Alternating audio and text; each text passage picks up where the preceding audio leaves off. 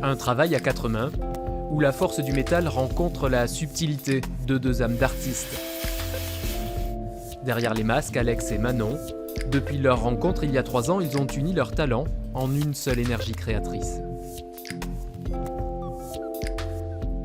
On a pris l'habitude là, de savoir où on va, à deux. On essaye de se suivre, quoi. On Ouais, ouais. essaye de voir ce que l'autre a envie de faire et puis d'être efficace dans le... Et comme on a le casque, en fait, c'est presque des mouvements qu'on fait pour on se monte du doigt et tout. Ça, c'est un langage qui se développe au fur et à mesure.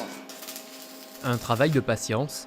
En façonnant le métal, Alex et Manon avancent pas à pas, à partir de quelques repères ou de quelques photos. Tout le reste n'est qu'intuition. On part de grandes lignes, de grands rythmes, et puis au fur et à mesure, on structure et après on trame. C'est comme du dessin en volume, une ligne après l'autre pour créer un volume dans l'espace, dans le vide.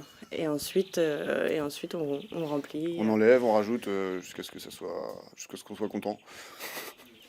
Installés en Périgord depuis 6 mois, les deux artistes venus du Maine-et-Loire ont rejoint le papa de Manon, un artisan bijoutier dont le travail a certainement influencé l'esthétique de leur création.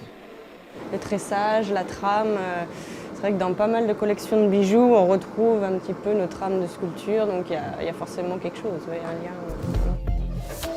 Les deux artistes postent régulièrement des photos de leurs œuvres sur les réseaux sociaux. Une vitrine 2.0 pour dépasser les frontières du Périgord noir.